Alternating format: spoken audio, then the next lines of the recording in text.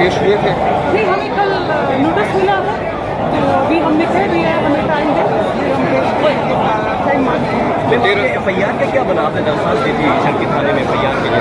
बिल्कुल काम का मैंने कर दिया है और आगे से प्रोसेस कर रहे हैं। कितने बंदों के खिलाफ नाम दिए? जितने भी विजिटर थे जो जिसके पास शुरू इशू हो चुके हैं, जिसके पास में पास था, उन सबके खिलाफ मैं आगे जाऊँगी और आगे से जो है वो FIR में हर चीज़ होगा। मैडम ये रोज़ामचा जो होता है ये तो मुस्तनद नहीं होता, FIR मुस्तनद होती है। तो अभी तक आपने जैसे कहा कि ये रोज़ामचा का है तो FIR मेन चीज़ आपकी केस के लिए FIR, तो FIR नहीं हुई तो आप क्या कहेंगे इस बारे में? देखिए ये PTI का गवर्नमेंट था और आगे से जो है वो आवाम को नजर आ जाएगा तो कितना ये इंसाफ करेंगे और कितने जो है ये अपने लिए जिस तरह CM साहब ने बता दिया है कि हफ्ते में धमकी दी है कि वो ख़त्म करे, और एक मेरे साथ जो हुआ है तो उसके लिए ये लोग का एक काम कर रहे हैं। इस वक्त तो वो हाउस ऑफ द लीडर है, स्पीकर है, और एक मेंबर की जो तस्लील हो गई है इस ऐवान में